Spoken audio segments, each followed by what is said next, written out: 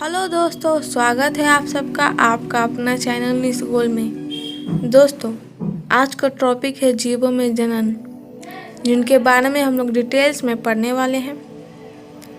और आप लोगों को जीव विज्ञान की शाखाएं के बारे में नहीं मालूम तो डिस्क्रिप्शन में लिंक दिया गया है, वहाँ से देख सकते हैं। चलिए वीडियो को शुरू करते हैं। जीव विज्ञान यानी जीवों में जनन चैप्टर खोलने से पहले हमारे पास सवाल आता है कि जीवन अवधि क्या है, जीवन अवधि होता क्या है। इसका जवाब है, जीवों के जन्म से लेकर उसकी प्राकृतिक मृत्यु तक का समय या काल जीवन अवधि कहलाता है। किसी जीव के जीवन अवधि, यहाँ पे अवधि होगा, किसी जीव के जीवन अवधि का आवश्यक रूप से आकार से संबंध नहीं है। एग्जाम्पल के तौर पर हम लोग बता सकते हैं, कौवा और तोता के आकार में कोई अंतर नहीं होता, फिर भी इन दोनों के जीवन अवधि में बहुत अंतर होता है। जीवन अवधि भले ही कितनी ही हो, परंतु प्रत्येक जीव की मृत्यु सुनिश्चित है। दूसरे शब्दों में हम लोग यह कह सकते हैं कि एक कोशिकीय जीवों को छोड़कर कोई भी जीव अमर नहीं है। आइए जीवन काल जानते हैं। हाथी 60 से 75 वर्ष उनकी आयु होती है। गुलाब 10 वर्ष, कुत्ता 25 वर्ष, तोता 140 वर्ष, गाय की उम्र 25 वर्ष होती है। फल मक्खी, अक्सर हम लोग जब फल खरीदने जाते हैं तो वहाँ पे देखते हैं रेड कलर का मक्खी होता है, उसे हम लोग फल मक्खी बोलते हैं। ये 1 महीना इनकी आयु होती है। तितली 1 से 2 सप्ताह, कौवा 15 वर्ष, मगरमच्छ 60 वर्ष, केला 25 वर्ष, घोड़ा 50 वर्ष और धान 4 महीना। कछुआ की आयु 100 से 150 वर्ष होती है। बरगद का पेड़ 200 से 300 वर्ष इनकी आयु होती है। सबसे ज़्यादा उम्र सिकोआ पौधे की होती है कि 3000 से 4000 वर्ष इनकी आयु होती है। ये अक्सर जंगलों में पाए जाते हैं।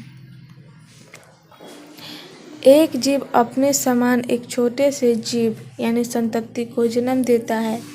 वो संतति वृद्धि करता है, परिपक्व होता है, नई संतति उत्पन्न करता है। इस प्रकार जन्म, वृद्धि तथा मृत्यु चक्र चलता रहता है। ये सब जनन में पाया जाता है। हमारे पास क्वेश्चन आता है, जनन से आप लोग क्या समझते हैं, जनन होता क्या है? तो इसका जवाब, जनन प्रजाति में एक पीढ़ी के बाद दूसरी पीढ़ी में निरंतरता बनाए रखती है। जीव किस प्रकार से जनन करता है, यह उसके वातावरण या वास, उसकी आंतरिक शरीर क्रिया, विज्ञान तथा अन्य कई कारक पर निर्भर करता है। जनन 2 प्रकार के होते हैं, अलैंगिक जनन, लैंगिक जनन। इंग्लिश में असेक्सुअल रिप्रोडक्शन और सेक्सुअल रिप्रोडक्शन बोलते हैं। अलैंगिक जनन, एकल जनक द्वारा जीव या संतति की उत्पत्ति होती है, उसे अलैंगिक जनन कहते हैं। इसका एग्जाम्पल है अमीबा, यूग्लिना, हाइड्रा। ये सब अलैंगिक जनन में आते हैं। दूसरा है लैंगिक जनन, जब नर व मादा अपने समान शिशु या संतति की उत्पत्ति करते हैं, लैंगिक जनन कहलाते हैं। इसका एग्जाम्पल मनुष्य। आइए लैंगिक जनन के बारे में डिटेल्स में पढ़ते हैं। अलैंगिक जनन द्वारा उत्पन्न संतति केवल एक दूसरे के समरूप नहीं होते, बल्कि अपने जनक के एकदम समान होते हैं। हमारे पास क्वेश्चन आता है, अलैंगिक जनन कैसे होते हैं? तो इसका सही जवाब है, अकारकीय तथा आनुवंशिक रूप से एक समान जीव के लिए क्लोन शब्द का प्रयोग किया गया है। अलैंगिक जनन सामान्य रूप से एकल जीव पादप तथा जीव आदि में पाया जाता है। प्रजीव तथा एक केंद्रकीय जीव यानी प्रोटिस्टा एवं मोनेरा में जनक कोशिका दो विभक्त होकर नए जीवों को जन्म देती है। अतः इन जीवों में कोशिका विभाजन एक प्रकार से जनन की क्रिया विधि है। बहुत से एकल कोशिका जीव द्विखंडन से उत्पन्न होते हैं जिनसे एक कोशिका में पाया जाता है। आइए अलैंगिक जनन की विधियाँ को जानते हैं। फर्स्ट है द्विखंडक। इनके बारे में हम लोग आगे पढ़ेंगे डीप में, अभी थोड़ा सा ही पढ़ लेते हैं। द्विखंडन होता क्या है? जब कोई जीव दो बराबर भागों में बढ़ता है तो वह द्विखंडन कहलाता है। इसका जो उदाहरण है अमीबा, पैरामीशियम, यूग्लिना इत्यादि। दूसरा मुकुलन। जब शरीर पर एक कलिका का निर्माण होता है तथा ये कलिका वृद्धि करती है और शरीर से अलग हो जाती है, इस प्रक्रिया को मुकुलन कहते हैं। इसमें शरीर के बाहर कलिका बनते हैं। उदाहरण है ईस्ट हाइड्रा। स्पंज में अंतःमुकुलन होता है। इसमें शरीर के अंदर कलिकाएं होती हैं। स्पंज के अंदर जो बहुत सारे अंतःमुकुलन बनता है जिसे जिम्यूल कहते हैं। हमारे पास क्वेश्चन आ सकता है कि जिम्यूल किसे कहते हैं, तो इसका सही जवाब है स्पंज के अंदर जो बहुत सारे अंतःमुकुलन बनता है उसे जिम्यूल्स कहते हैं। ईस्ट में यह विभाजन एक समान नहीं होती तथा छोटी कलिकाएं उत्पन्न हो जाती है जो प्रारंभ में तो जनक कोशिका से जुड़ी रहती है और बाद में अलग होकर नए ईस्ट में परिपक्व हो जाती है। अलैंगिक जनन की तीसरी विधि बीजाणु है। यह एकल कोशिकीय संरचना है। यह दो प्रकार की होती है। पहला चल बीजाणु, दूसरा अचल बीजाणु। चल बीजाणु ऐसे बीजाणु जो चल सकते हैं चल बीजाणु कहलाते हैं। ये पानी के अंदर ज़्यादातर मिलते हैं। इसे कवक शैवाल उत्पन्न करते हैं। ये क्लेमाइडोमोनास में मिलते हैं। दूसरा है अचल बीजाणु। ऐसे बीजाणु जो चल नहीं सकते अचल बीजाणु कहलाते हैं। उदाहरण पेनिसिलम यानी कवक, कोनिडिया एक कवक में मिलते हैं जो अचल बीजाणु हैं। चल बीजाणु से फंजाइन जगत यानी कवक और शैवाल अलैंगिक जनन करती है। सामान्यतः सूक्ष्मदर्शी चलनशील संरचनाएं होती है। अन्य सामान्य अलैंगिक जनन संरचनाएं कोनिडिया, पेनिसिलम, कलिका यानी हाइड्रा तथा जेम्यूल्स यानी स्पंज होते हैं। अलैंगिक जनन की चौथी विधि है कायिक प्रवर्धन। पादपों में अलैंगिक जनन की विधि को कायिक प्रवर्धन कहते हैं। यह कायिक भाग से नया पेड़ उत्पन्न हो जाए उसे कायिक प्रवर्धन कहते हैं। कायिक भाग चार होते हैं: जड़, तना, शाखा, पर्ण यानी पत्ती। कायिक प्रवर्धन तना से हो तो उसमें 5 भाग होती है। ऊपरी भूस्तरी, उसका एग्जाम्पल है धनिया, स्ट्रॉबेरी, पुदीना। प्रकंद में केला, अदरक, हल्दी। कंद में आलू आते हैं। बल्ब, अगेओ। ये जो फोटो आप लोग को दिख रहा है ये अगेओ का है। ऐसा ही अगेओ का पेड़ होता है। तो बल्ब में अगेओ, लहसुन, प्याज आते हैं। भूस्त्री, जलकुंभी जिसे बंगाल का आतंक कहा जाता है वो ये है। ये बंगाल की खाड़ी में मिलते हैं अधिकतर। और अगला एग्जाम्पल है पिस्टिया। ये दिख रहा है आप लोग को पिस्टिया, ये है पिस्टिया। बढ़ते हैं आगे। कायिक भाग यानी पत्ता। अब स्थानिक कलिका यानी ब्रायोफिल्म, पत्थर चट्टा। साधारण जीवों में अलैंगिक जनन ही जनन की समान विधि है। शैवाल तथा फंजाई ये प्रतिकूल परिस्थितियों के आरंभन से पूर्व जनन की अलैंगिक विधि की ओर बढ़ने लगती है। उच्च श्रेणी के पादप, अक्सर क्वेश्चन पूछे जाते हैं कि उच्च श्रेणी के पादप कौन कौन होते हैं, तो आवृतबीजी, अनावृतबीजी।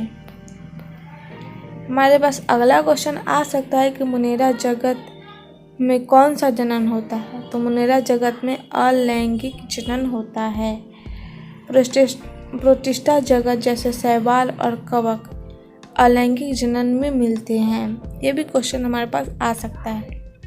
लेकिन प्रतिकूल परिस्थितियाँ आरंभ होने से पहले यह लैंगिक जनन करती हैं। पादप जगत के दो प्रकार के जनन मिलते हैं, लैंगिक एवं अलैंगिक। कायिक जनन के दो प्रकार होते हैं, कृत्रिम कायिक जनन और प्राकृतिक कायिक जनन। कृत्रिम कायिक जनन, इसमें कलम लगाना, परत जमाना, ग्राफ्टिंग आदि विधियाँ किया जाता है। अगर एग्जाम्पल के तौर पर लिया जाए तो आम का कलम लगाया जाता है, लीची, गुलाब इत्यादि। दूसरा है प्राकृतिक कायिक जनन। भूमिगत तने जैसे कंद, कीपिंग तने जैसे जड़ें, पत्तियाँ, बल्ब्स आदि प्राकृतिक कायिक जनन में सहयोग करते हैं। एग्जाम्पल आलू, लहसुन, प्याज इत्यादि, ये सब प्राकृतिक कायिक जनन आते हैं। पांचवा अलैंगिक जनन का पांचवा विधि है पुनरुद्भवन। पुनरुद्भवन एक जीव के पूर्ण शरीर यानी पूरे शरीर का एक छोटे से टुकड़े से टूटना या टूटे हुए भाग का विस्थापन पुनरुद्भवन कहलाता है। बीजाणु का निर्माण, स्पोर्स प्रोपेग्यूल्स होते हैं जो अंकुरित होकर नए जीव उत्पन्न करते हैं। स्पोर्स कई प्रकार के होते हैं, जैसे जेम्यूल्स, स्पोरेंजियोस्पोर्स, क्लेमाइडोस्पोर्स, उडिया, कोनोडिया। ये सब स्पोर्स के प्रकार हैं। खंडन, हम पीछे हम लोगों ने कहा कि द्विखंडन के बारे में आगे पढ़ेंगे, तो आइए द्विखंडन खंडन के प्रकार है। आइए जानते हैं खंडन होता क्या है। फिजन, जनन के शरीर या दो से अधिक संततियों में विभाजन जो जनक के समरूप यानी समान हो, खंडन कहलाता है। यह दो प्रकार के होते हैं, पहला द्विखंडन यानी बाइनरी फिजन, दूसरा बहुविखंडन मल्टीपल फिजन। द्विखंडन होता क्या है, आगे पीछे हम लोग ने पढ़ लिया है, फिर भी बता दे रहे हैं। जनक का दो छोटे लगभग बराबर आकार के संततियों में विभाजित होना द्विखंडन यानी बाइनरी फिजन कहलाता है। इसका एग्जाम्पल बैक्टीरिया, प्रोटोजोआ व प्लेनेरियो। बहुफिजन यानी मल्टीपल फिजन, बहुविखंडन, जनक कोशिका का दो से अधिक संतति कोशिकाओं में एक साथ विभाजित होना बहुविखंडन कहलाता है। इसका एग्जाम्पल है अमीबा, प्लाज्मोडियम। अलैंगिक जनन का छठा विधि है विखंडन। जनक का शरीर दो से अधिक टुकड़ों में टूट जाता है, प्रत्येक टुकड़ा एक जीव में विकसित होता है, वो विखंडन कहलाता है। इसका एग्जाम्पल होगा स्पॉन्जेंस, समुद्री एनीमोन, इकाइनोडर्स। अब हम लोग पढ़ेंगे सेक्सुअल रिप्रोडक्शन यानी लैंगिक जनन। लैंगिक जनन के अंतर्गत एक से अधिक जीव अथवा अभिमुख यानी विपरीत लिंग वाले भिन्न जीवों द्वारा नर तथा मादा युग्मक यानी गैमीटों का निर्माण होता है। यह युग्मक आपस में मिलकर युग्मनज का निर्माण करते हैं, जिससे आगे चलकर नए जीव का निर्माण होता है। लैंगिक जनन विस्तृत, जटिल तथा धीमी प्रक्रिया है। अक्सर क्वेश्चन पूछे जाते हैं लैंगिक जनन कैसी प्रक्रिया है, तो विस्तृत, जटिल तथा धीमी प्रक्रिया है। लैंगिक जनन को और किस किस नाम से पुकारा जा सकता है, तो लैंगिक जनन को एम्फीमिक्सिस या सिंजेनेसिस या एम्फिगोनी भी कह सकते हैं। पादप जंतु, फंजाई या कवक, शैवाल ये जीव ज़्यादातर लैंगिक जनन दर्शाते हैं जो लैंगिक जनन करते हैं, जैसे जंतु या फिर पादप। सभी जीव लैंगिक जनन की शुरुआत करने के पहले अपने जीवन में परिपक्व होते हैं। जन्म से लेकर प्रजनन हेतु परिपक्व होने तक की वृद्धि की अवधि को किशोरावस्था कहते हैं। यही चीज़ अगर पौधों में लिया जाए तो पौधों में बीज अंकुरण से लेकर पुष्पन प्रारंभ होने तक की वृद्धि की अवधि को कारिक अवस्था कहते हैं। आज का वीडियो यहीं पर समाप्त होता है। अगर आप लोग को वीडियो पसंद आया है तो लाइक शेयर सब्सक्राइब जरूर करें और कमेंट में बताइए कि ये वीडियो आप सबको कैसा लगा।